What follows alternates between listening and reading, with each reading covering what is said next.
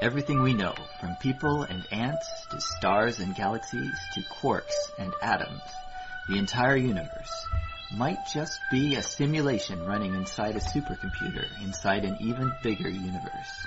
Ancient philosophers said that the universe is a dream that we're waiting to wake up from. In this dream world of the imagination, anything is possible. All cultural items, from the dreams of our rodent-like ancestors, to books, to television shows, are merely permutations of the reality we think we live in. Today's age of computers and video games places simulations at the center of our cultural consciousness. A select group of us perform simulations for fun and profit, and we call them games, role-playing and otherwise. We live to run simulations. Join us on the Simulationist podcast as we explore our culture of simulations. Hello and welcome to another iteration of the Simulationist podcast. Today is December the 18th, 2012. This is iteration number 15. I am Joshua Treleaven. I am Ryan Kirkby, and hopefully there will be an episode 16 should the world not end later on this week. Oh, we're coming up on it. Oh, I'm so excited for nothing to happen. I'm excited to work 6.5 hours and have every customer coming in say, well, has the world ended for you yet? And I'm going to have to say, no, not until I'm done my shift, because that's the way the world works. Right, that's right. Ryan, who works at Subway. So how do you like your job at Subway there? Honestly, a lot of the customers are very, very polite. We do get a rude person now and then. Sometimes people are in a hurry, and I can understand that, but it's a lot more polite than the other fast food stuff. Okay. And I think that's from the human interaction. So I see you're not going to dish on the customers and give us the real dirt right here. That is the real dirt. A lot of them are very nice people, and they appreciate when I talk to them and say things, and like, oh, you're only having a 1/6 of the 9 grain whole wheat. Does that mean it's really 4.5 grain? And other little small talk things. It makes them laugh. Good. How can I tickle your taste buds today? They appreciate it. How's the Monday treating you? And then they answer, and next thing you know, you're in a conversation about what's going on up in the Malahat where it's snowing horribly. And then I'll say, oh yes, that's right, I'm making a sub for you. What can I get for you? It is good to live in a community. I don't know if we would call Victoria a small community, but it's not the big segregated sort of style communities you get in places like Vancouver, where, if you're in this part of Vancouver, you're only going to meet people there, and it's really not the same as in the co-mingling you encounter in Victoria. You'll encounter people from the Malahat, from Sydney, from over, in the Machosen area, Langford. They all kind of mingle in much more, if only because it's a smaller place and they don't have to go so far. Yay, Victoria. Yay. For better or worse, we have better weather than most of Canada. We can at least claim that. Yeah, well, I mean, this is probably as bad as it gets out, right? Well, it might get a little bit colder, but it's not even snowing. Well, I did have to defrost my car to get here today. Oh, okay. Yeah. But, yeah. Oh, darn. There was no snow on the road. I can appreciate it. I can dig it. So, to all of you listeners who are in other parts of Canada, we're sorry. But not really.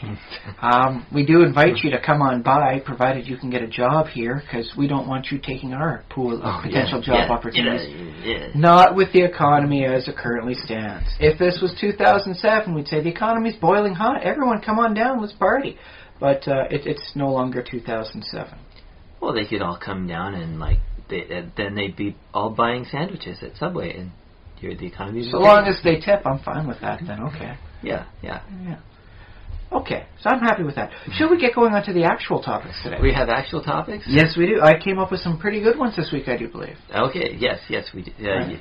So let's just start off with the first one. Is the style for your fiction, whichever one it is, how do you like absorbing it? Do you like doing it in like a big marathon, taking it all in at once, or do you like having small, regular sort of doses? I know, for instance, some people really appreciate watching a television series once a week, or even 5 days a week for some of the more popular ones. Okay, so we're talking about my experience as a viewer and our experience as a viewer. Well, I think the experience of how you absorb the fiction colors the fiction itself. If, for instance, you take and read an entire novel in one single day off, Sure, it was a great novel, but did you have the time at any point to sit down, stop what you're doing, and think about things through? And they call it phrygiologic, I believe, on the TV tropes. You're okay with everything. Yeah, you watch the TV show, it's okay. And then on a commercial, you get up and you go to the fridge, and it's when you're at the fridge that you realize, hey, wait a minute, there's this huge gaping plot hole that I didn't notice because I was following the fiction passively. Yeah, I wonder. Yeah, that's kind of a problem with that. Well, I don't know if it's a problem. So if you were, for instance, to watch an entire season of Buffy, yes, all at once, the entire darn season, just back to back in one day, would you be able to mentally sort out these subtleties, what they're doing, quite as well as if you were to watch one episode a night or one episode a week? Yeah, that's a good point, because in a lot of series, especially TV series, there will be a lot of variation between episodes and inconsistencies and stuff. Because obviously they don't all get written at one time. They get written over this period of time, and they're not always written by just the one person. Sometimes they're written by a group of people. 2 or 3 people write this episode. People 3 and 4 write a second one. So you're not actually seeing the characters as a unified whole. You're seeing them as more like, I guess we can put it as through facets on a gem. Yeah. Yeah. Depending on which angle you look at, you see something a little different. As a whole, when you look at as you zoom out, you see the cohesive character in and of themselves, but it's not the same. And so by taking them in one point at a time, you can recognize this and that. If you're watching, for instance, Voyager, you can recognize the 5 or 6 different Janeways some people describe her being. Oh, are there seriously fans who have dissected the various personality types she shows on any given episode and found that there's not like one Janeway, there's several Janeways. Is she the protective, nurturing mother for someone like Ensign Harry Kim? Or is she the stern tutor she is for 7 of 9? Or is she the potentially smoldering romantic when she's doing the early season stuff with Chakotay? Let's face it. Like it, hate it, there was something going on between the two of them, like a will they, won't they sort of vibe. When Voyager first came out, I think I was in my teens, and I ate it up. I loved it, because Voyager came out at a time when I was free to choose what I watched, what I spent my TV time. Well, I guess I could have when I was younger, but it was on a bit later, and wasn't always easy to catch. When I was younger, I would usually just watch whatever my parents were watching. But by the time Voyager came on, it was like I was kind of in charge of what I liked. You have your own TV. You have this, all this coming to you. You can choose whatever you want. It is in your domain now. Yeah, I feel like I must have been 14, 15 years old. That might be wrong. Because that would be in the late 90s. I think it came out in 96. Okay. So that does basically work, yeah. So, yes, you dug it, but you did notice sometimes the discrepancies between the characters in various episodes. Well, I didn't, and that's the thing. I just loved, just every moment I got, and I just believed everything I saw. Except for that one really horrible one where they break Warp 10 and they devolve into salamanders. Which has been officially stricken from the canon. It doesn't count. It never happened. All the writers apologized. Oh, really? It was pretty bad. I remember being, what's the word, squeaked out when, they turned into salamanders, and did, Paris and Janeway do it while they were salamanders? They did apparently have offspring, although they did state that in many species the female is the aggressor, so it may not have been, like Paris, I'm doing my thing upon you. It may have been more... That makes it okay. It may have been less weird in that case. Yes, that makes it less weird. Well, it was still pretty bad, but it's less weird bad in this case. No, actually, thinking about it now, that's incredibly amusing, and I would have laughed my ass off if I watched it again now. When I watched it for the first time, I was like, okay, that's really weird. I mean, I like the show, but that was just... How did he develop an allergy to water? Where does that fit in some sort of evolutionary, step? I guess if I... breaking Warp 10 would bother me a little bit, because, it's established, I don't know where, in Next Generation, where it's like the maximum is supposed to be warp 9. But I mean, if you think warp about 10 was a theoretical maximum, although in some Q-related stuff involving the future, which may or may not have actually happened, there was something like a warp 13 going on. But like I said, that involves Q, so anything regarding what you might be able to learn about the future through him is probably just negated, null and void, just automatically. It's Q! It's John Delancey. Yeah, well, he's basically magic. He's the great Gazoo. I always liked him as a character for Q. I always found him to be full of character, and I always dig character. So yeah, I think for stuff like that is them hitting that. Well, that is sort of part of what the theme is for Star Trek. It's achieving the impossible, because they're out there doing stuff. Any of the series, achieving the impossible is something they have to face. They're the heroes of the Star Trek universe. That's just kind of part and parcel of what you got to do. Yep. Well, and the funny thing about breaking warp 10 is that the original. I guess they broke the original barrier, which is the speed of light, before the original series even. So it would have been a rather boring series if they had to be restricted to the speed of light. Yeah. And wouldn't it be awesome if there was they did that in Firefly, I think. But if there was a series where they had the speed of light, and it's like no one can travel faster than the speed of light, and then in series 5 or season 5 or 6, they suddenly break the speed of light. I mean, they did something similar in Enterprise, where it's like, oh, you have a hard time decrypting alien languages, so we have to have a person just for that, and then all of a sudden, hey, no, we're just going to take this the easy route instead. We rode ourselves into a corner with that idea, so ignore it. Oh, but I like that, because our world, if you look at our world, there seems to be kind of breakthroughs all the time. You look at the internet as our biggest example. It's like, oh, there was a time when we couldn't just access information from all over the world. Yeah, but I thought there was a lot that they could have done with that they just never did for that part. Wait, what? Star Trek with language difficulties, because let's face it, that's in a real world sort of setting. It's often touted as being one of the hardest things we'd have to deal with aliens. That we'd have no common basis. We might not even have a common background of thought. So none of our idioms work. None of the base sounds work right. We might not even be using tones each other can perceive. So I think they could have had a lot of good fun with that, as opposed to just saying, okay, now we've come up with a way to translate everything and go. Okay, but here's my question: is that whole idea, is that a 2-hour movie idea, like Close Encounters, or is that a 7-year movie, TV series idea, the linguistic idea? Can you tell 7 years of stories about deciphering language? Well, as a small part of the whole. Okay, so most of the stories would be about the exploration and the interactions between the existing characters. And that's when the ratings were highest, when it was a pure exploration thing, and then when they got into weird extra subplots and time things and Xindi threats, the ratings dropped off. It wasn't as good. Boy, so the sci-fi stuff is what killed it? The exploration, which was effectively what the original series was mostly about, the exploration of these places and discovering weird, wacky things. Oh, haha, they've got colors on their faces, and it's a parallel for racism. Yeah, well, so was that a that was an original episode? That was an original episode. Yeah, they had white on one side, black on the other, versus black on one side and white on the other. Yeah. He's a completely different thing. He's black on the left side. What a horrible person he is. You can't trust them. You know what they say. And it was just a nice euphemism for racism, really. Yeah, but that episode received high critical rating, right? Critical and popular praise. So it wasn't just the critics that liked it; the people watching it actively appreciated it as well. Okay.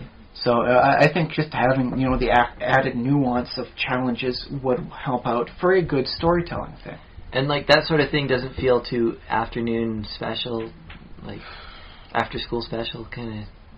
No, not always. Really. I mean, you could encounter a few species that are almost impossible to understand. I remember one series, group of aliens that everything they said was somehow related to a very profound text of theirs.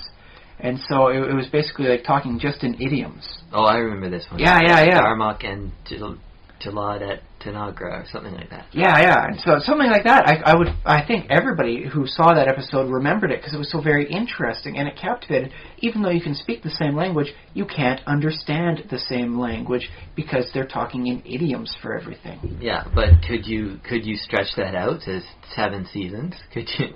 It doesn't have to be every episode for it. Once they start learning it, then you get the whole thing going, and that I think that pays proper attribution to the people who are watching every episode. But if you still make it like that, they still have some problems understanding this race because they're just not familiar with it, or only a few people really know it, like the linguistics officer. Yeah. Okay, you know what? I've got it. Okay. Like, this is how they should do it. Do you remember the scene in Star Trek 4 where Scotty goes back in time and uses a computer? Hello, computer, as he tries to speak into the mouse. Yes, I remember that. That was a wonderful scene. And then he's like, oh, I can't. What's going on? So he puts it down. He tries a few different things. How great! And then he's typing like 1,000 words a minute. Yeah. So I imagine that basically the people of the future, like the linguists and whatever, they would get this training, this little course that would be like alien linguistics for dummies. Xenolinguistics, yes. Xenolinguistics, okay. And then so basically the beginning of every encounter with aliens, like, there's an episode, the beginning, the encounter, they don't understand them at all, and it takes about 30 seconds for the expert, like, the xenolinguists to be like, oh yeah, kind of like Scotty typing on that keyboard super fast. Which is how I think it was for at least some of the aliens, is they were able to translate things out fairly quickly. Yeah. I think it was the one lady, xenolinguistics officer. But they still have to work through her. Something happens to her, and then all of a sudden, we got to find out what's going on with her. Otherwise, this very angry alien vessel is unable to talk to us, and they're going to start opening fire on us, and we don't know why. Doesn't that add for a nice plot hook? Oh, yeah, and I should probably go back and watch more of Enterprise, because that's at least the first season. Yeah, I missed a lot of that whole show. I dug the first season, and I started dropping off when things got weird, complicated, and time travel was involved. If I want time travel, I'll see Doctor Who. Okay, I'm afraid you really can't do much better than him, although I do have a soft spot for Bill and Ted. Their movies were quite good, and apparently they're making a third one now. Bill and Ted, yeah. Their Excellent Adventure and Their Bogus Journey. And Back to the Future. Back to the Future was pretty darn nice, too. Marty McFly met Bill and Ted and went on an adventure with them. I'm sure there's fan fiction about that, and it would rock. I would like that. I would have to say it would be at least equally entertaining as the epic rap battle where Doc Brown raps against Doctor Who. That's pretty good. Do you think the actors Keanu Reeves and other man Michael J. Fox, have they ever been in a movie together? I'd have to check that up. I would dig a movie about that, but Michael J. Fox is effectively retired now. Yeah, so it'd be something you'd have to look back in time for. Go back in time. Hey, that's a Soupyism.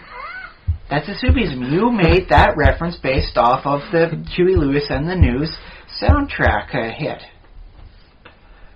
There we go. And for those out there who have been paying attention, that is a perfect example of a Soupyism. A Soupyism, okay. Yes. So when I go pick up all the DVDs of Enterprise, when I save enough money to do that. And not illegally download them. Yes. Right. Oh, actually, yeah, I won't be buying DVDs. I will be getting them off iTunes or Netflix.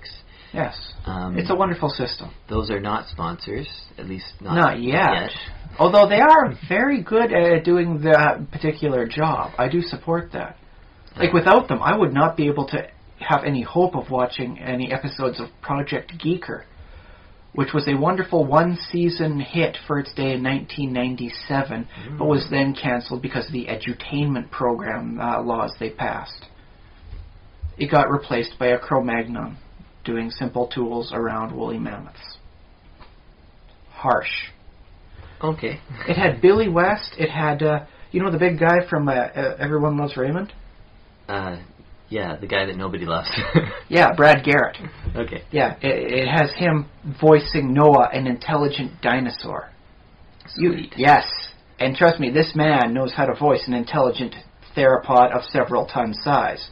He has the base to pull it off works magnificent. I think it also had Cree Summers in there too. But without them, I would not be able to even hope to see that. So we're plodding along through our topic. But yes, when you do see it, when you do get these episodes, should you see them all at once? See them all at once. Just have it as a marathon, or should you just get one episode at a time from iTunes and just watch it once a night, maybe once a week, as the mood strikes you? Well, seeing that, unfortunately, sometime in the last decade, I seem to have grown up. Oh. And I have a job, and I have other things to do, like a podcast, and I don't know if I have enough time to just sit down and watch them back to back, all of them. I guess I could watch a few. Well, okay, we can take that as like a spree sort of thing. Watch 2-3 episodes at a time. Mm-hmm. When I got copies of Batman Beyond from my brother, and I was watching that, I was watching 2 to 3 episodes at a time as I was doing that. Could you say I had a different experience than if I had watched them all at once, or watched them like once a day? Well, here's my question. This might be, I think this is related to it, but how closely are you really watching like the shows that you really like? Like, are you really paying attention to them, or are you kind of like just kind of have them on and kind of maybe playing solitaire or something else? I do like to fantastically watch what I'm doing, especially for some that I have perused as through certain measures. I will not wish to state officially on any sort of record. I do like to check the quality on them, and that includes watching every single second. So you watch every single second, and you pay attention to the storyline. And the small bits in the background. There's, especially with something like Batman Beyond, there's all sorts of little bits and pieces they'll put in here, that they include that calls back to the earlier series, or other bits within the DC universe. Sometimes Marvel universe, if you pay very close attention. Now, one of the things I've done watching some shows, like I'll go and I'll watch a show, and I'll come to the end of it, and I'll say, oh, that was really good, or that was really bad. And I'll be like, but I can't for the life of me explain why. So I'll have to watch it again and take notes. And I'll look at it. Sometimes it'll reverse my opinion. It'll be like, oh, well, I thought it was really bad, but I actually enjoyed this. This happened to me with The Big Bang Theory not too long ago. I watched it. I was like, that was terrible. And I was like, but I don't know why. So I watched it again. I was like, actually, I enjoyed that. So... Or the reverse, if like I think it was really good, and then I go back and watch it, and I was like, what exactly did I think was good? Although, to be honest, like I've told you this before, I'm the kind of guy who likes everything. It's like, oh, shiny people on moving pictures in the box and making noise. Yay.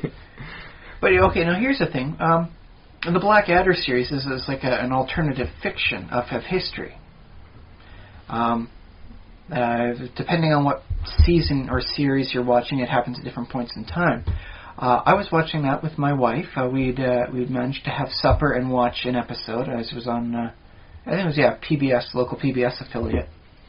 And afterwards, I liked reading up on what was going on and what some of the jokes were pertaining to, because they had some very nice jokes that if you were someone who knew their history would be able to get and truly appreciate. Like, oh, I see that thing in the background and why that was so important to have. I would have otherwise missed it. But if I had watched all the episodes at once, I would not have remembered even a tenth of the items. Okay. So there is something to be said about that. Can you get all the subtle jokes if you're watching them all at once, as opposed to, like, well, you could say going onto the Internet Movie Database and looking up each individual episode and seeing stuff like, oh, that's this voice actor who did it in this series, that's why they had him say that particular line, that's why it's like this, yes. Yep. And I think television is designed to be consumed, like, once a week, because, I mean, that's how it's performed for practical reasons, usually, but it's that influence its design, and so they write it expecting people to have so much brain space for plot and Easter eggs and character development and whatnot, and they don't expect people to be consuming it at this rapid pace, although nowadays with DVD series that does happen. Or, marathon stuff on TV. I do know we have a memorable entertainment television on our TV package. And on Sundays they do a big bunch of old stuff. And last Sunday I managed to catch a decent amount of the original Lone Ranger series. It was good in small doses. I didn't want to watch more than 2 episodes. But I do know they do that with MASH. They'll have a couple episodes back to back. And I think I can understand why. It's designed to be seeing 1 episode at a time. After a while, the weightiness of the issue of the Korean War does start hanging heavily on you. It's like, oh man, it's kind of depressing. Think about all the death and all the injuries that happened simply because of an ideological difference. That is technically still valid to this day, I will note. Oh, you mean if you're saying the Korean War is still going on? It is technically still on. They haven't really been doing too much about it, but it's still technically active. Well, yeah, and they still occasionally fire artillery. Sink a ship or fire off a couple shots at each other. Yes. Yeah, and kill a few. So that's still there, but I can see why it was not designed to be done marathon style. So how does this break up into novels then? So is that the purpose of decent chaptering?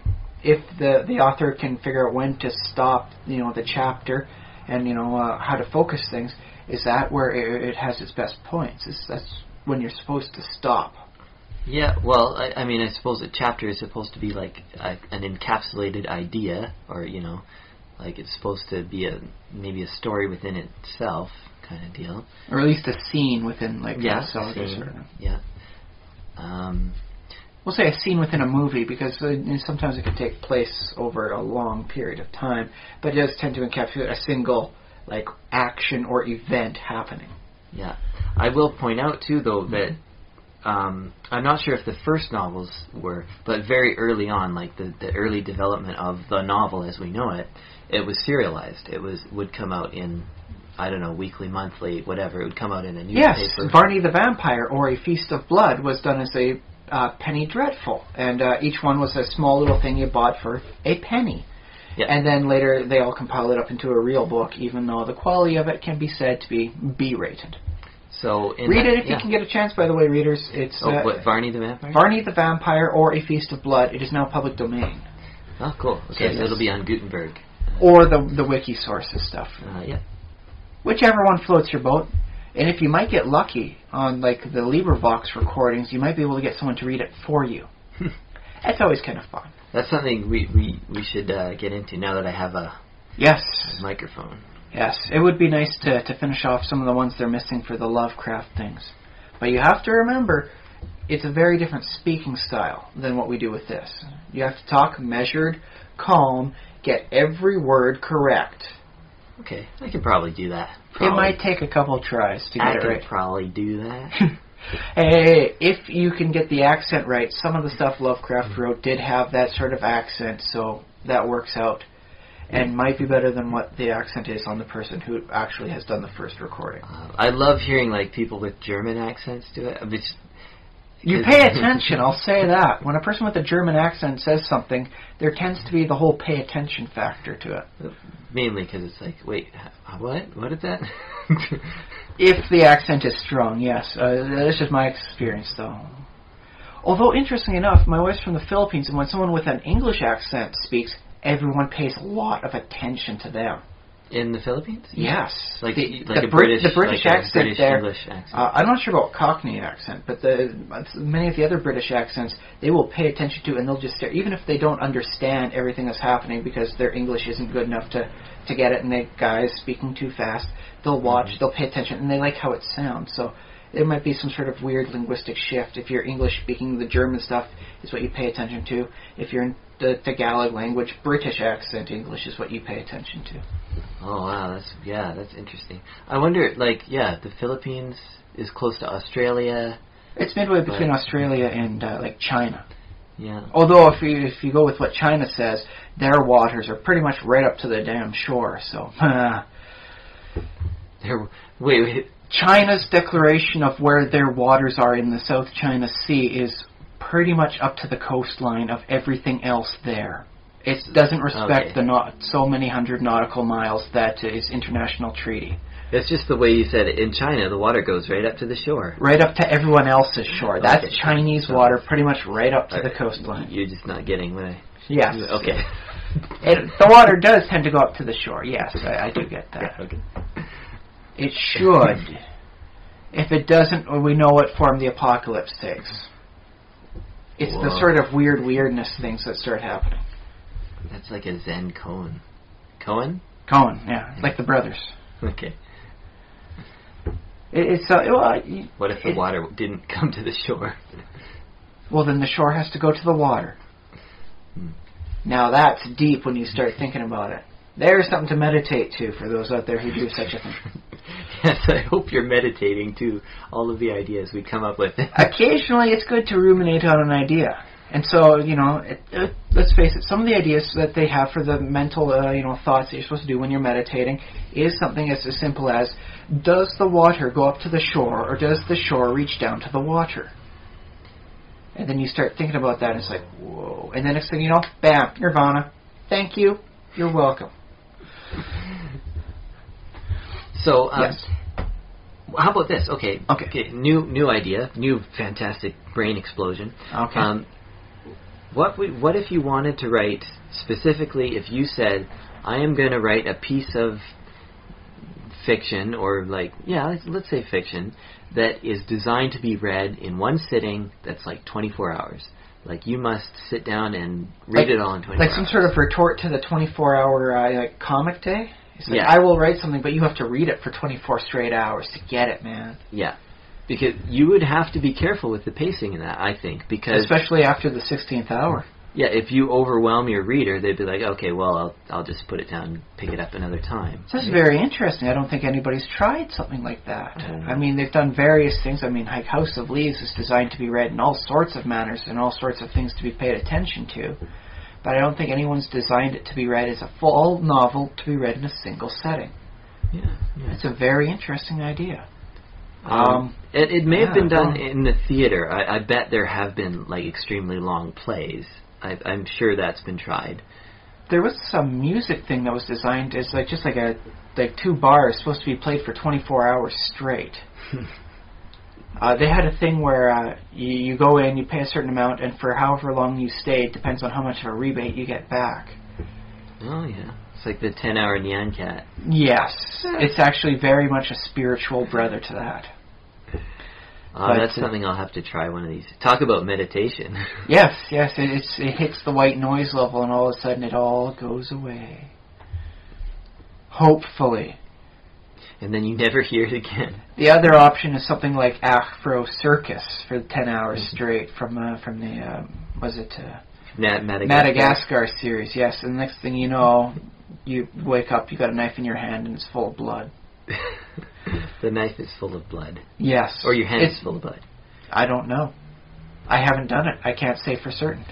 Technically, if you're alive, your hand is full of blood. It's not full of blood. There's bones, there's muscle, there's cartilage and tendons in there. But there's a whole lot of blood in there. You could probably drain it and get an uncle. Wow, I never thought I'd get so much blood out of my own hand, and then you lose consciousness. Kids, don't try this at home. And if you do, don't blame us. Do we have more to add? Well, okay, let's take this from the perspective of gaming. Because we have some people that do let's meet down for 4 hours once a week, and then you have the people that game for, we're going to the con and we're going to play games for 36 straight hours or 72 straight hours. Sounds like so much fun. Maybe for the first dozen hours, yes. I like sleep. You are no gamer. I'm a gamer that appreciates the quality over quantity. I've never heard of that before. And yes, this coming from a guy that has spent, way too much time playing the old Shadowrun game. I'll only play a couple of runs. I'll only do a couple of other things here. Go on to the Matrix and do that. And why is the sun coming up? Oh, criminy! I stayed up all night. Yeah. But no, I do appreciate quality over quantity. So, how much are you really experiencing after the first 24 straight hours of gaming? Yeah, well, and that's the thing. You can't go in playing the same, modules that are designed for those, one sit sessions, 2 or 3 hours. Although some of the stuff like the Sunken Citadel, I've found probably would play out better under long gaming periods as opposed to the 4 hours short spans. Yeah. And of course, if you have it 24 hours, you could you could take breaks. You could take, you got to get dinner and you got to get whatever. Here's a break, and then we have like a 4-hour nap break. Yeah. Well, 4-hour nap it might be too long because that feels like an actual sleep. Well, it should be. That way you're well rested and able to get back into the game. I don't know. That sounds suspiciously adult to me. Well, forgive me for being an adult and a father. Saying, I'm sorry, but you have to have a nap for a couple hours if you want to keep going. Yeah, well, I guess I've matured. My bad. No, when you put it that way, okay. Besides, like I said, quality over quantity. I mean, yeah. It's just something to be said about that. My point was just that the game, people try and game with, your standard gaming material for marathon sessions, but it might be better to think of it as something that requires a very different mode of thinking because the brain can only absorb so many storylines and plot lines. So you have to have just one really big, really tough 7-layer dungeon dip thing. 7, yeah. Yeah, something like that maybe. You have so much time to get the 7 pieces located in these 7 dungeons or the universe explodes. Don't sleep for the next 24 hours as we're doing this. Yeah, it would be good to have like one overarching line basically over the entire 24 hours, yeah. So now here's the thing though, is does it matter what game you're playing? Because I know for D&D Next, they're trying for like the able to play for 1 hour and still get in a decent amount. Create your character, play the stuff, and get through several encounters within the span of an hour, as opposed to something like 4th edition, which apparently was like a boondoggle as soon as you got into combat. Things happen slow. And okay, let's face it, sometimes 3rd edition was no quick romp through the park either. Yeah. I do find that sometimes it's up to the player and the DM. You have 6 seconds to state what you're doing, or you lose your round. Yeah, because people complain for like half an hour about, can my horse turn around and like deliver kicks as I'm doing slashes? Yeah, there's that. Swords? Yes. And there's like people are saying, well, can the horse move 5 squares and then turn move backwards? Because wouldn't it have momentum? And there's nothing in the rules that says the horse has momentum moving 5 squares and then back. I've seen horses make a pretty good, a 180 sort of turnaround as need be. So. Well, I see those in, there's the barrel races. Oh, yes. So I as a DM, I would state that such an action is completely possible, regardless of whether or not it is validated within the D&D rules. Unless it's not actually countermanded by the D&D rules. And you wouldn't let it go, the discussion go on for half an hour. I would try and curtail it after at least 15 minutes.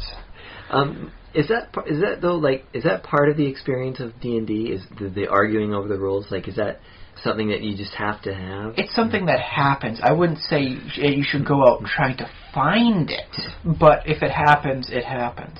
Okay, yeah. I do recall one point, were you part of the group? It was just a quick thing. Everybody plays their stuff, so there we had a half-dragon, we had an earth elemental, we had a pixie. It was just a real weird, meshed-up group. Half-dragon, earth elemental, and pixie. Yeah, I remember Tanya was playing the thing, and she got into a huff and forced everybody to sing for her so that she would become happy and everyone could progress on. I feel like I was there. I think you were. And I think I was like, I'm going to be rebellious and play a normal character. Yes, you were the one normal guy. And like a dwarf or something. But there was the whole thing about trying to get from A to B over a bridge, and surprise, surprise, as in my campaign, someone falls off a bridge. But this was like a sure drop death thing. This wasn't like end of the adventure, oh, maybe something happens. This would have been a death sentence as the half-dragon falls off the side of the cliff. And so I said to everybody, okay, we're going to effectively pause the game here, and we'll try and constructively figure out a way to keep this person from dying. Okay. Yeah. I found that to be a very interesting experience. And so that way, instead of fighting over the rules, it's everybody doing what they can to encounter the rules as a whole to come up to a satisfactory conclusion. And even I, as the DM, was working towards that. Because I kind of love having a hard situation and finding a solution to it. Yeah, I like that's brilliant. Yeah, I like that. Because that does resonate with what D&D is. Like because it's like thinking about the world and and physics and like processes in the world and basically half-baked ideas about it, but really. Oh, that's right. Anecdotal closure for anyone listening. An enlarged spell on the half-dragon turned him large, which in case I ruled anything with a half-dragon template that's larger than medium gets wings. So as long as he's large, he grows wings. Oh, now I remember that story. Yeah, That was a nice one, I think. At least a decent ruling. It was not something I think I'd want to carry in a full-length campaign. Might be very interesting to have, but I don't know if I'd keep it as a full-length campaign. But for a one-shot adventure, sure, why not? Mm-hmm. So there's your anecdotal closure. He survived. Yeah. It was very good. Although I will note, he probably should have tried to cross the bridge on all fours like everyone else was doing. He tried standing up and walking across like a badass, and didn't look so badass as he was screaming on the way down. C'est la vie. Ah, yes, D&D. But yes, in that case, the one round to come up with a solution was not under the 6-second mandate that I like to try and keep. But that's only because I do have a soft spot for the characters, especially in a one-shot campaign with a hard challenge, because I think that it truly evoked, in that case, the essence of the heroic action. Because let's face it, we aren't actually the heroes. We don't know the universe as well as the characters should. So, yeah, let's just sit down, take the time out, and pause to do it. I think, actually, I found that to be better off than the arguing about the rules sort of experience, at least in my personal opinion. Well, I think you I think you handled it well. Thank you. I barely remember the, that. No, you do remember the one about the dog and the intelligent Ioun stone. Yes. That was the one to be remembered. That was a nice one shot there. Because if it's a one shot, why not play something fun, exciting, weird? Because it's not like you're going to keep them. It's not like I have to stay with the bad decision I've made to allow the character in the campaign. It's a one shot adventure. Except you'll never get that time back. No, but it was fun. Well, what else would you have done with that time, though? Well, we didn't know what to do with it, so that's why we did something with it in a D&D campaign. Yeah, and now we're getting talking time out of it. So there we go. I consider that time well spent. But in that case, those one-shot campaigns, they were only about 5 hours apiece themselves. Mm-hmm. It wasn't anything big, not anything long, not anything complex. Does it say something about that for something? Does the length of the fiction you are processing through have an effect on how you should go through it? Short stories should be read one at a time. Don't try and split a short story into 2 half-short stories. Whereas a long novel, like unless specifically designed to be so, should not be done in a single setting. I think we design those things. We do put them in the boxes that they come in, and people use them in different ways, and you can get different experiences out of using it in different ways. So I suppose in this case, the final conclusion for us is that try and experience it in the fashion it was intended. Although there is no wrong way to experience a fiction so long as you're enjoying it. Yeah. Well, I'm not going to say a marathon is bad. No, you shouldn't watch an entire season at a time. No, if you enjoy it, go for it. But do try and give the weekly dosage a try too. Yeah, or in an ideal world, have enough time. Get a TARDIS and go back in time to when the material was first created, was first being published, and consume it week by week as it's coming out with everybody else. But there's an interesting thing for novels. I'm reading through the Wheel of Time series right now, and that's taken over a decade to get where it is now.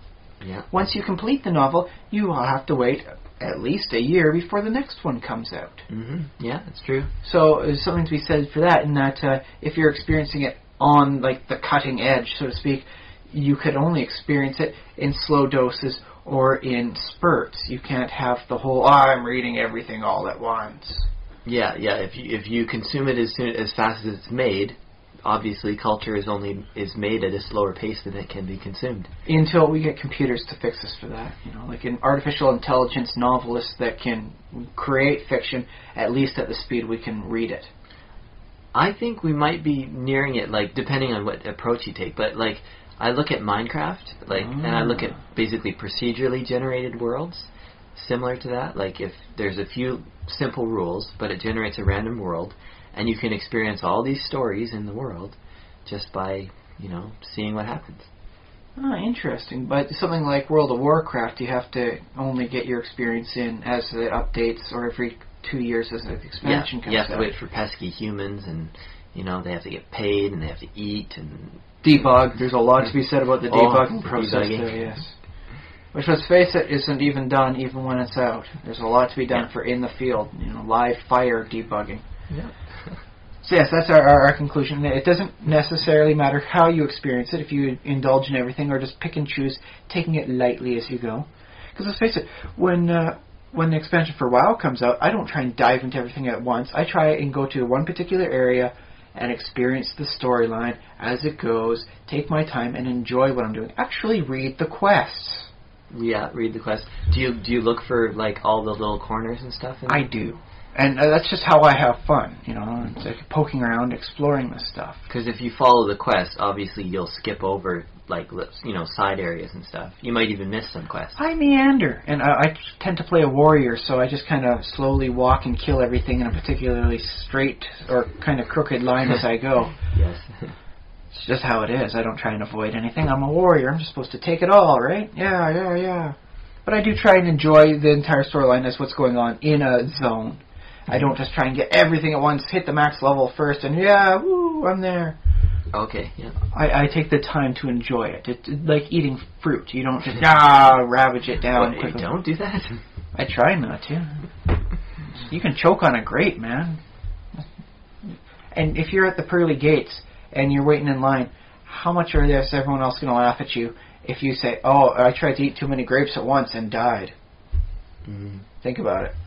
I'm imagining all the other ways that the other people in line died, and there's some guy with a harpoon going right through his sternum. There's another guy, who's just burnt to a crisp. I tried to save a baby from a fire. Oh, yeah, good point, yeah.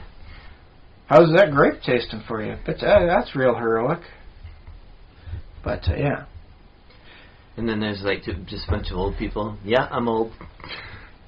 But at least I'm no longer senile. Although if they lived a bad life, conceptually, they would have senility if they go to hell again. There's something to be said about that as being a hellish torment on Earth, senility. Oh, well, yeah. Well, yes. Very, very heavy topic. That's a heavy topic. We might want to put a pin in that, though, for things like that. We're gonna do an episode about senility?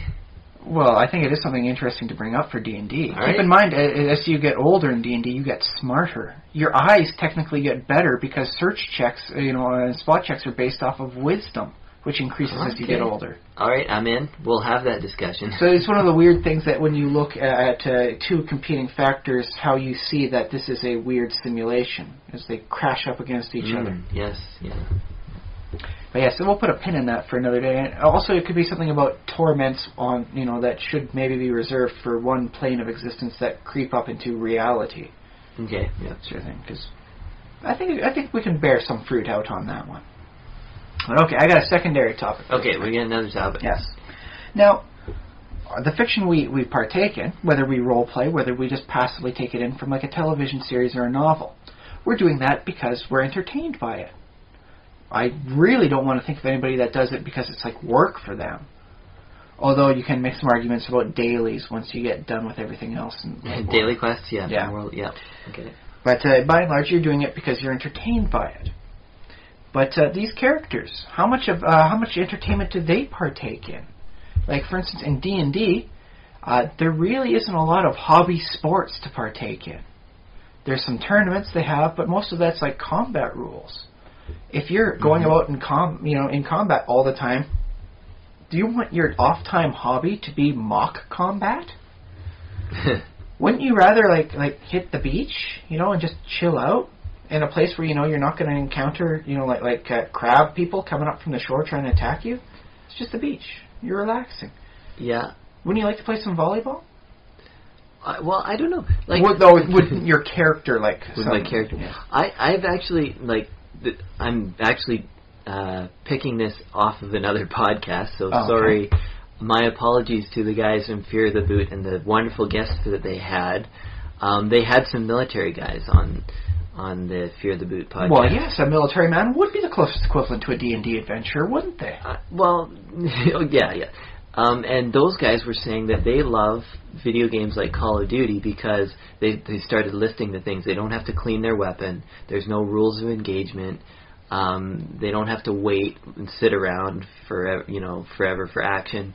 And in D&D, your character is, well, your character is heroic, even though if ostensibly if they're heroic. Well, this is for like the average campaign. If you're playing villains or something else weird, and that doesn't technically apply. But yes. So we're talking about kind of a second level of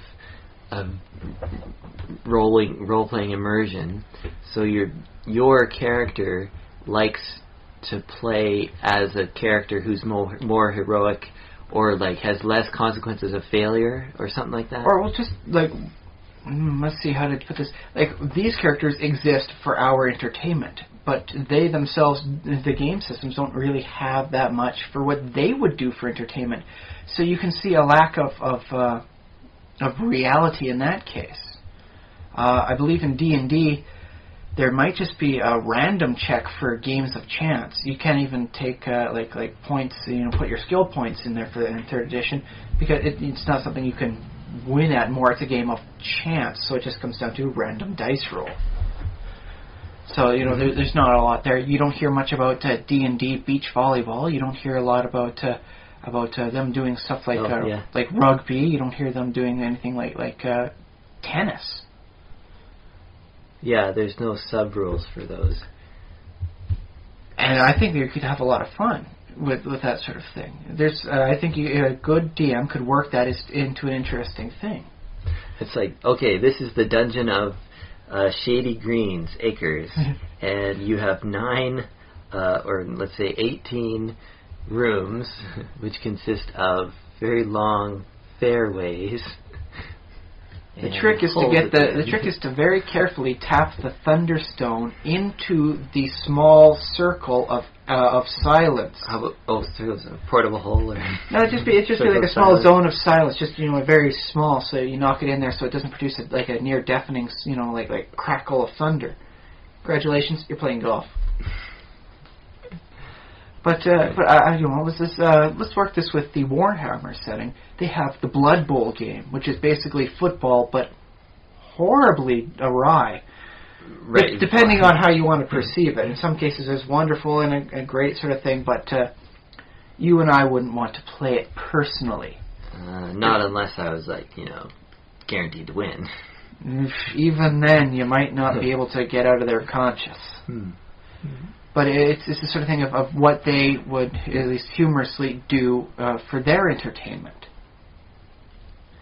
So do you find it weird that there's this sort of lack within many forms of fiction? There doesn't seem to be there's nobody playing chess at the local tavern, or out in the field of green in the city. Like Central Park has their stuff in real life. Do you find that to be like something that seems anomalous? I guess my picture of the world, it might be wrong and outdated, but I kind of picture the world as a place where geeks are not necessarily that common. So your typical night out, your typical person doesn't necessarily do chess for fun or whatever. They just go to the bar and drink. That's your typical person. That might be wrong, and I might not be giving credit to enough to average Joes out there. Well, I mean, you could make an argument for different things. You and I would surely be okay with going out and seeing a band. I remember seeing Sons of Butcher play, and I loved that. In D&D, you would be seeing some notable bards come in and perform. So you're at the tavern there as they perform, and that's good. Yeah. The nerdish bookie types will say the wizard role sort of thing. It plays into that. They wouldn't mind just hitting the local library sort of thing, or whatever it is that's holding all the books, as they just read through that as their entertainment. So there's that sort of thing, but you don't see anything like sports sort of thing. Races of Stone had some stuff with the Goliaths, how they do stuff. They had some interesting things where you got to try and stay on particular stones as you go from place to place. It's kind of like a somewhat like rugby sort of thing, but you got to stay on the stones and not fall off. Oh yeah, that's cool. It was nice, and they had rules for that, and I found that to be very nice because it technically put their culture, primitive though it may be, so much further ahead of the other ones, because you don't hear dwarves doing something like that. Did you ever see the Rick Mercer episode where he goes to Nunavut, and he goes and sees the Inuit Games I did not see that one. What did they do for their games? I'm trying to remember what they like drop a this might not be the Inuit. I can't remember. They grease up a stick, like a piece of wood. Okay. They like cover it in grease, and then two guys, like one guy grabs one end of the stick, the other guy grabs the other. It is a smoothing stick, right? It's not like anything with like still like branch nubs on there, because you can hurt yourself on a regular one. But it's just it's smooth and greased. It's so like a driftwood sort of thing. Okay. Very slippery. Yes. And then they both pull on it, and whoever comes away with the stick, like, wins. See, doesn't that sound like at least a decent, fun little thing to be seeing in like a seedy little tavern? Well, although it would be kind of hard to describe without it sounding kind of dirty. You see two guys in the corner playing a game of grease stick. Like, whoa, man, this tavern is a little worse than I wanted to go to. What was the one up the street called again? Maybe that's the problem with these obscure sports. No, it's a very easy thing, and you can work with. I believe the term is still called Indian wrestling, even though I think maybe a First Nations term was probably so out there that works better for it. But you get the two people facing, in opposite ways as they have the legs tied up as they do a little wrestling thing. Yeah, wrestling thing. But my point, though, is those kind of sports, like you hear about them and you read National Geographic or, watch TV about, like, exotic places, and they always seem, like, really weird, and also it seems like, why would you even do that? Like, that's what I watch them, and I'm like, that doesn't seem like fun at all. Same sort of reason that you have that ball in the cup game. It's what you do when you don't have TV or, internet. That's true. I've played with ball and cup, and I never really got into it. I bet you would if you had to live in a world without TV or heck, even electricity in some cases. I'll tell you what I have done for hours, though, is yo-yo.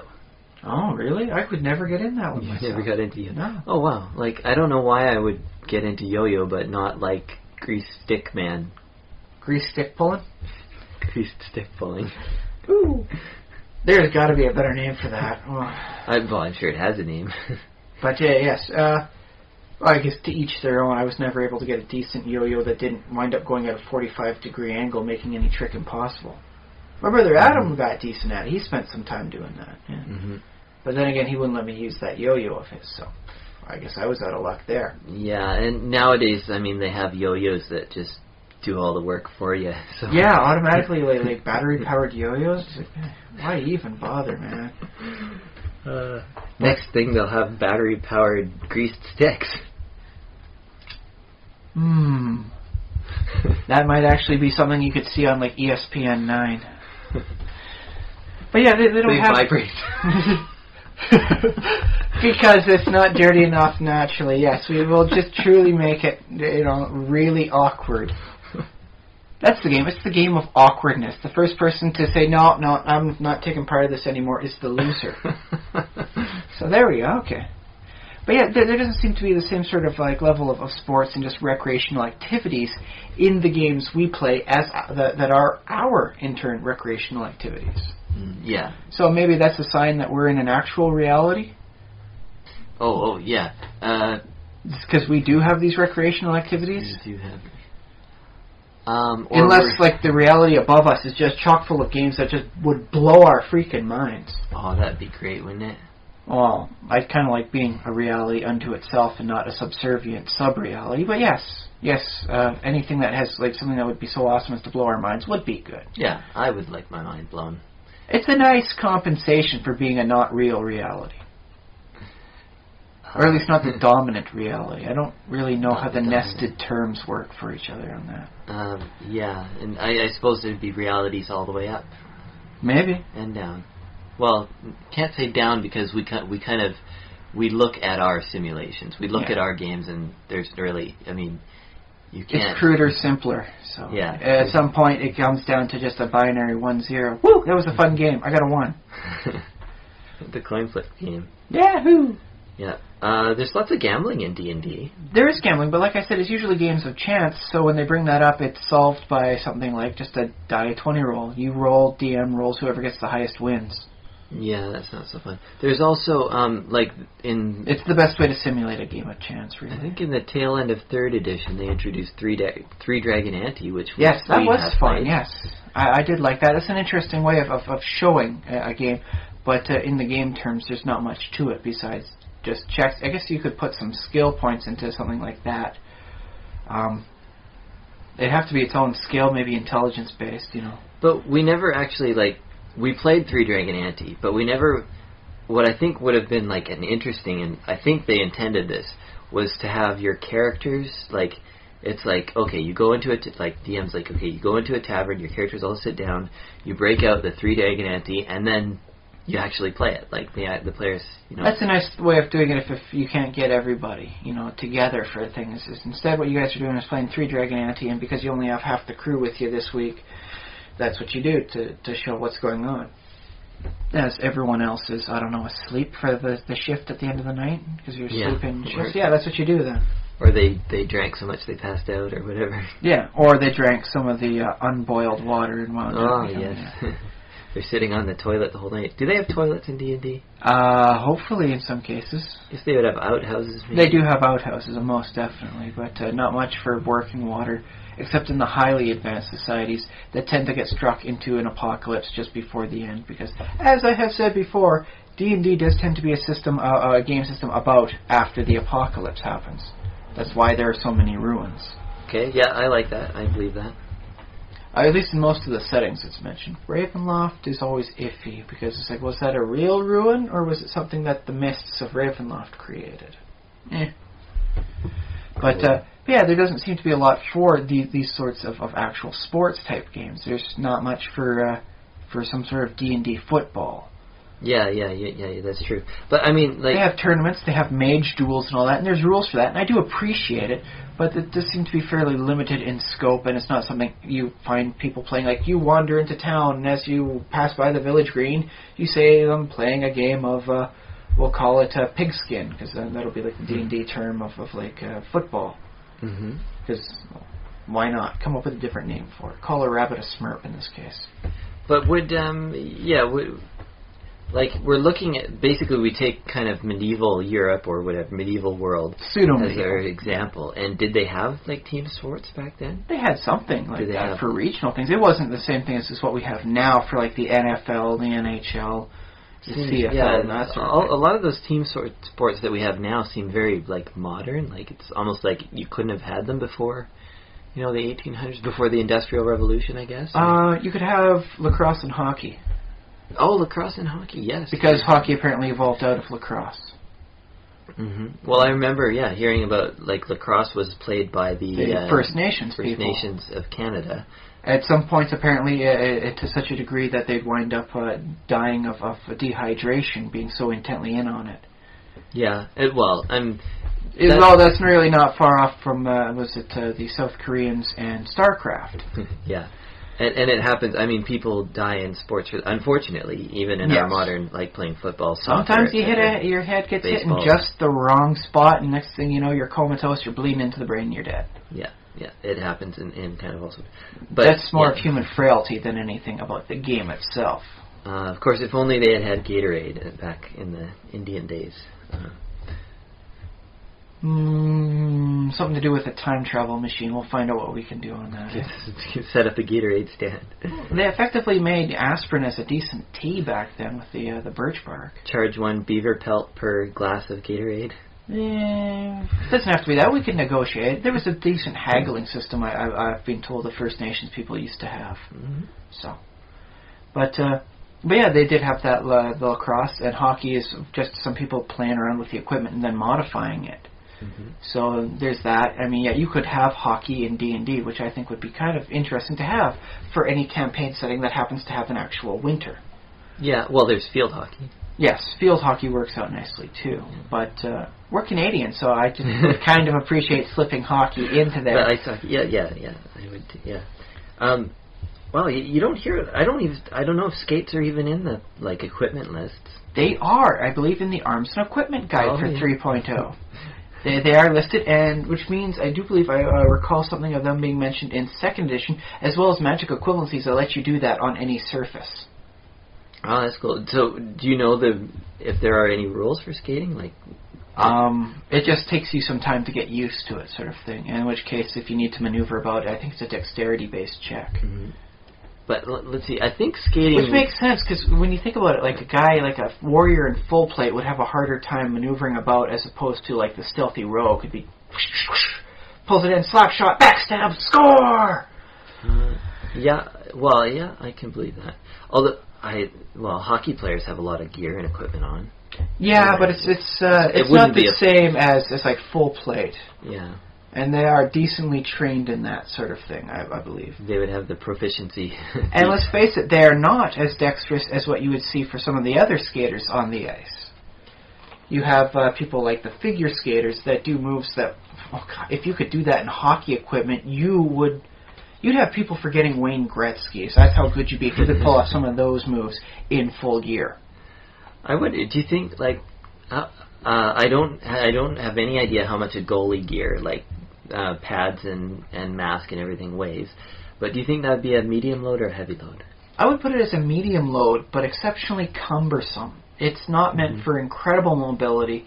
It's meant for a lot of protection because let's face it, it's effectively like a very slow crossbow bolt going at you.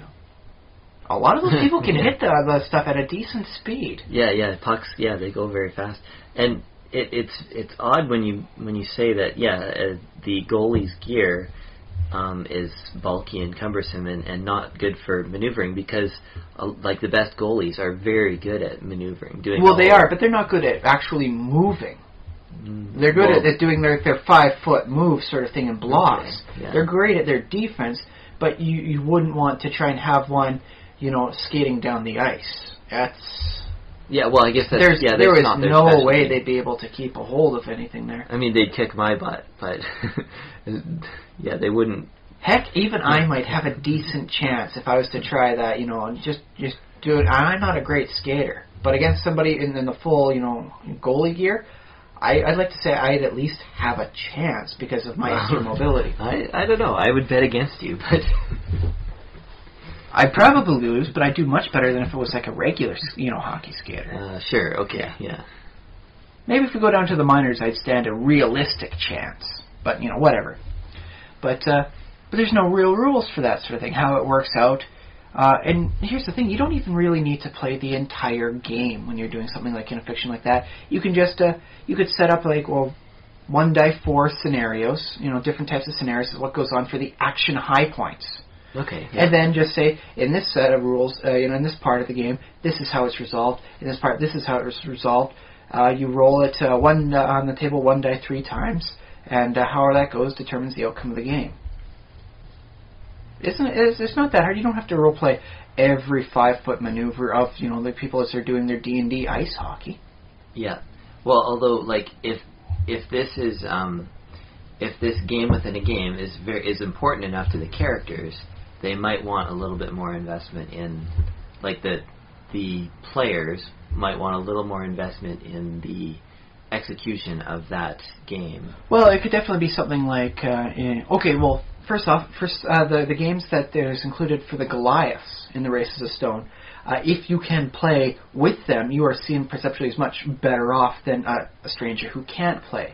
Because you're at least someone who can play a game, man. You can connect with them that way. Mm-hmm. So having that, and being able to do that properly does wind up becoming something that could potentially really help a character out.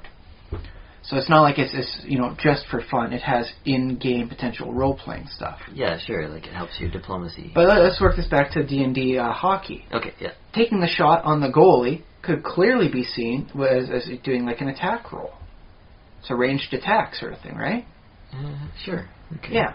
As opposed to their sort of thing, if you manage to surpass, their armor classes, they're on their full defense and whatever.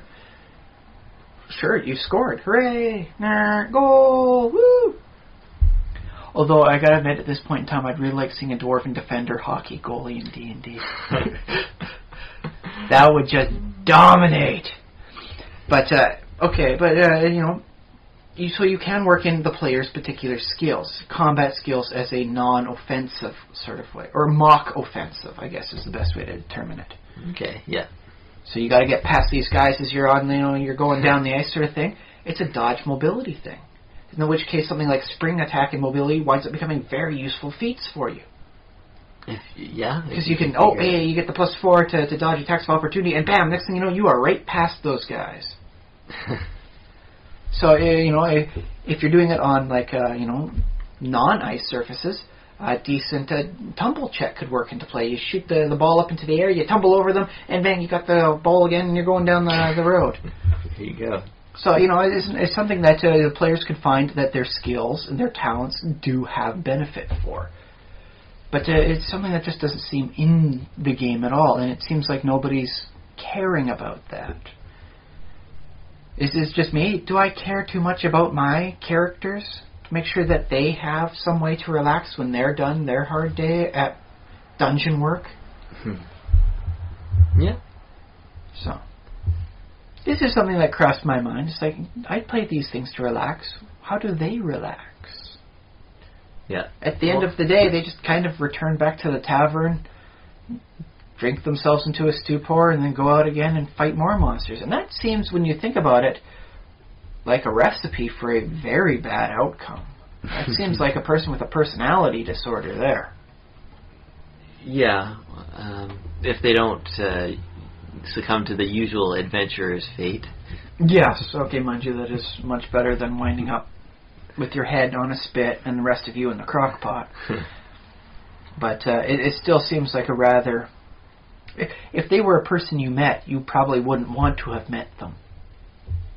Sort of thing. It's like, what do you do all day? I go to the worst places, I kill the worst things, and then I come home and I get drunk. Yeah, that's the kind of person you wouldn't want to hang out with. But you like do take entertainment playing that character once a week for 4 hours a night. Yeah, and you, in a little way, you kind of want to be them, but I mean, you don't. You wouldn't want to be them, but you do appreciate the heroic aspects of their nature. I think there are film characters who have, the Dirty Harry comes to mind. It's like... I believe Rambo was that sort of guy for a while. Yeah. There's a new Tom Cruise movie which is out with a guy that's kind of like that. But it does, seem to be like the kind of guy that you don't want to be around because the word snap involves in their future. One day they snapped, and the next thing you know, there was 20% less people in the population. Yeah. Well, yeah, of course, of all the D&D archetypes that you want to hang out with, you probably want to hang out with the bards, maybe the rogues. Well, it's just not because of the high charisma of the bard, too. Let's face it, the bard just tends to be a guy that does stuff you would actively like to do besides the adventuring role. Yeah, high charisma. And you wouldn't... I could dig being with the wizards myself. They might be a little creepy for me because, I am a trained scientist. I don't want to work with Newt of Eye of Newt unless I'm dealing with something examining the eyes of newts. Yeah, okay. They're putting it in their tea or something, I don't know. I think it'd be okay. Well, it depends on the wizard, I guess. Same the way... Yeah, you don't want to stick around with the necromancer for too long. Okay, fair enough on that. It's like, I like me some nerds, but there are some nerds I don't want to hang out with. Okay, fair enough on that, yeah. But would you really want to spend time, with the warrior between adventures? Oh, yeah. Maybe a decent rogue if you're okay with, getting into a scrape or a run every now and then. Let me ask you this. What about the paladin? Do you think... Because the paladin has a good charisma. Should have a good charisma. Historically, it was required to be 18. That is not the case anymore, but, yeah. So he should be a likable guy and fun to be around. Well, a little bit. But do you think he'd be, all preachy and... Probably a little preachy, but I think they would make for a very interesting physical exercise companion. Oh, yeah. So they'd be the kind of guy you'd want to hit the gym with. You'd hit the gym with the paladin. They'd have that nice sense of charisma to keep you wanting to pump that last set, get the last rep in. Ugh!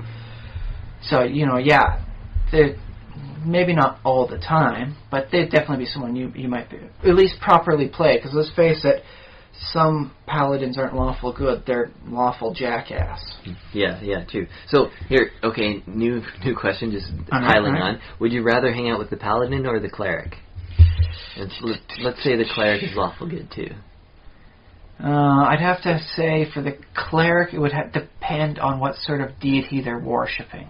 They both worship... Hieronius? Let's see. Is there another lawful good god that's... You go with St. Cuthbert. No. Hieronius, I think. Yeah, okay, so the cleric and paladin both worship Hieronius. The cleric does not have as good of a charisma, but he can heal you better. Paladin can heal you too, but I don't know. We're not talking about adventure. We're talking about. I think I'd want to spend more time with the paladin, honestly. I think the paladin would be more fun. Oh, I mean, I'd probably be okay with hanging out with the cleric. It's just the paladin seems like the kind of guy. It's like, yeah, let's go for a jog this morning with that. And if I get some dual damage, please just heal me a little. I'm not that good at the endurance training. It seems like that's how I just picture a paladin on their off time. They seem like they would be the kind of person that goes for a morning jog, do some physical activity.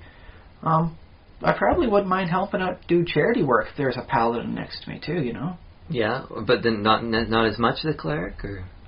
Okay, if it's doing charity work, the cleric would probably be the best person to be with, because, you get to go, to the, the burn ward at the local hospital, and then everybody leaves with you, not just you and the cleric again. They're just healing hands and healing skin, and all of a sudden, Yeah. Then I feel kind of like one of them hanger-on fanboy types. Well, when you could be their, assistant and stuff? Or just a friend helping out, If that's how the dynamic of the relationship is, just, hey, I'm going there. It's like, sure, I'll give you a ride down. I'll join you. Yeah. I know how to get there. That's cool. So, or it could be like that, the hospital environment. There's the doctor who's in charge. He's like, scalpel, forceps. You're the guy who hands them. I have said it before. I wouldn't mind being an Igor to a Dr. Frankenstein. So I think being an assistant to a cleric helping someone out is still a natural progression for me. So that works. Mm-hmm. What if they had a really bad temper? Like if they were House cleric playing with the character of House. Okay, first off, I'd have to say there's got to be a bard somewhere playing Ozzy Osbourne as their character sort of style. And then everything comes together. It's awesome. But that's something we put a pin in for a role-playing time, right. Should we get the opportunity. So long as they're still effectively fair about what they're doing, not just being like a jerk. Because House is a little crude sometimes, but his crudeness has a purpose. Yeah. He's not almost never, I'm not going to go for 100%. He's almost never being malicious about the stuff he does. It's to prove a point. Yeah. Even in his own twisted way. So I can at least respect that, provided I can keep seeing the point eventually. Mm-hmm. So there you go. But yeah, I'd still rather hang out with the paladin, because, I think they'd be the kind of guy that, you could dig going out on a afternoon jog with. And that way I get fit too, it's like get rid of the gradual decline that happens in age, where you get I used to have a six-pack, and then pipes, what happened to me? No, you have a paladin friend with you? Yeah, that sort of thing happens. Yeah. I like to picture the paladin as, like a 7-foot-tall, big brother kind of guy. Well, the thing is, I kind of imagine if you take the paladin and take him out of the adventure setting, and then you strip the armor away from him, he's got a jogging tracksuit on underneath. That's just how I see him. He's got the sweatband going. That's just how I see a paladin, honestly. It's okay. Just my interpretation. I could be off on that. Although I think maybe I would enjoy hanging out with the monk the most. Oh, okay. Why the monk? Quiet contemplation sort of thing, just relaxing and I do like meditation. I don't find enough time in my life to actually meditate anywhere near as often as I would like.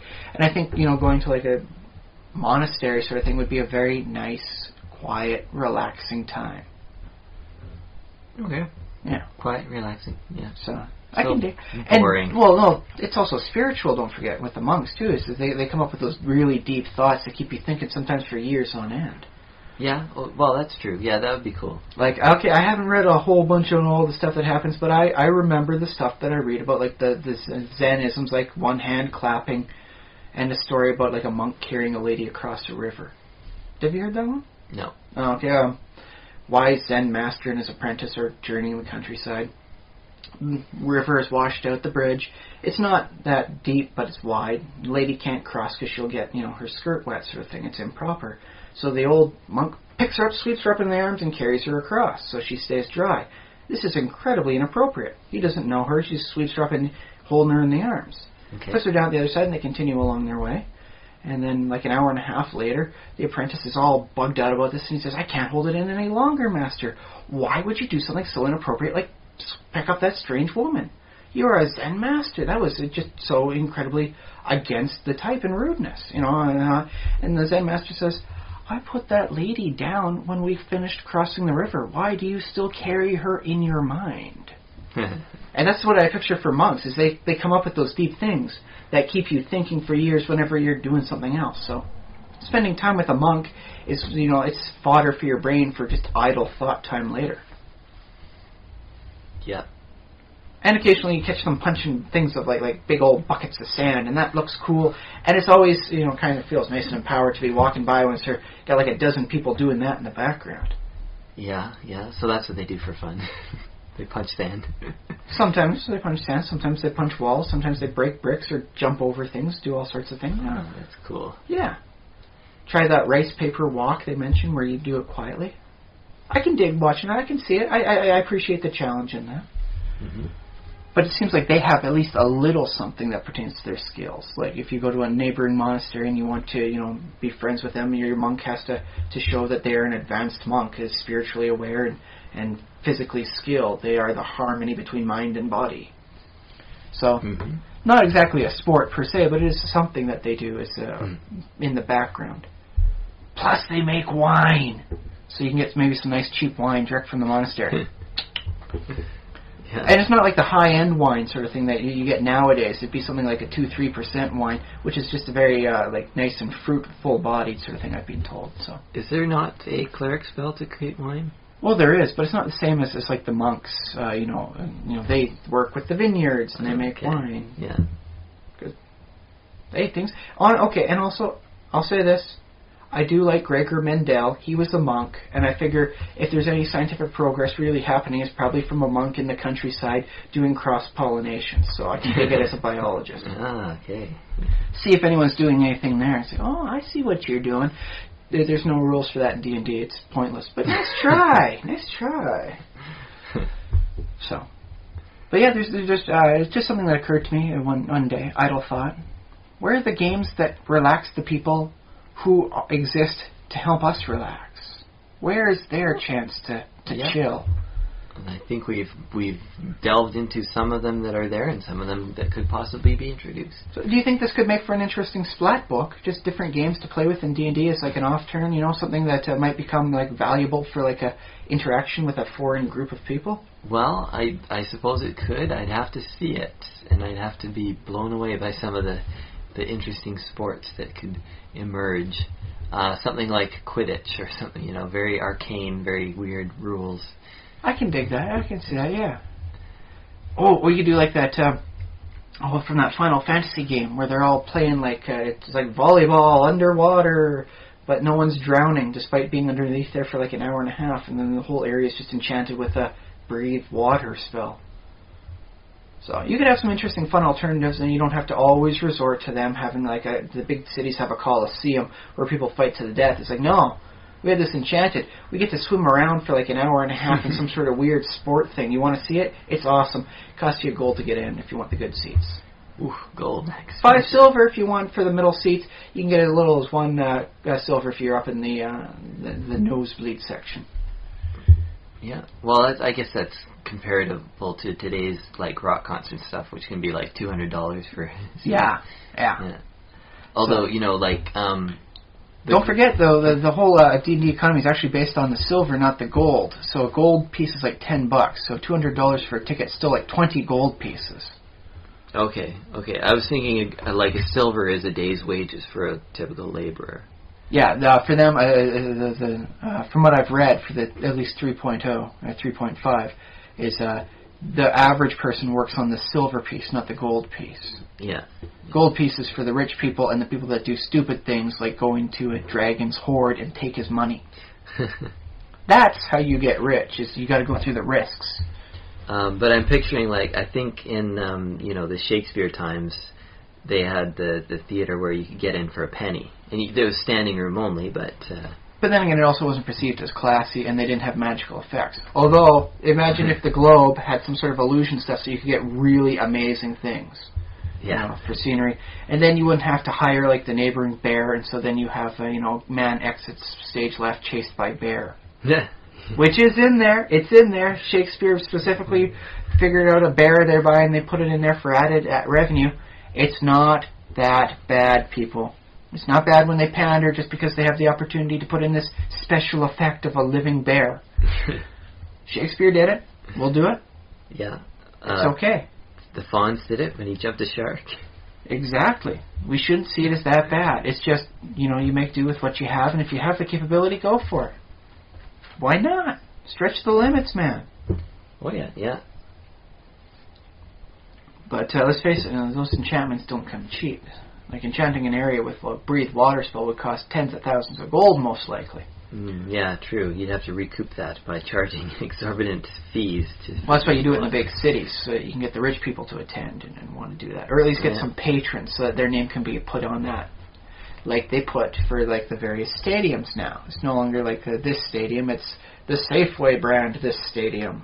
Yeah. Or the Talus Rogers this brand stadium. So it'd be the Grand Overlord Stadium. Grand Overlord what's Which, by the way, is something we want to put a pin in, is various ways to spend your money to gain effects that would otherwise be, had to, you say something magical, is by sponsorships. Oh, okay, yeah. So, that's a note for us, and something for the players to think about, too, and especially the DMs, entertaining way to spend your money that might result in positive bonuses, as well as a lasting legacy. So. That's good. Well, we've gone a little less than 90 minutes this time. So is there anything else you want to talk about? I didn't have anything else, no. No. So I think we're going to say goodbye for this week's podcast. And let's see, listeners, if you have thoughts on this program or anything you hear, we have a website. You've probably already seen it, but in case you haven't, it's thesimulationist.com. And right now it leads to a blog which you can post comments on. We want to hear your comments and feedback. Positive, negative, neutral, comments, suggestions. We appreciate everything, especially at this point in time. Yeah. We also have a Gmail address right now, too. It's thesimulationist@gmail.com. There you go. And thank you all for listening. Take care, eh?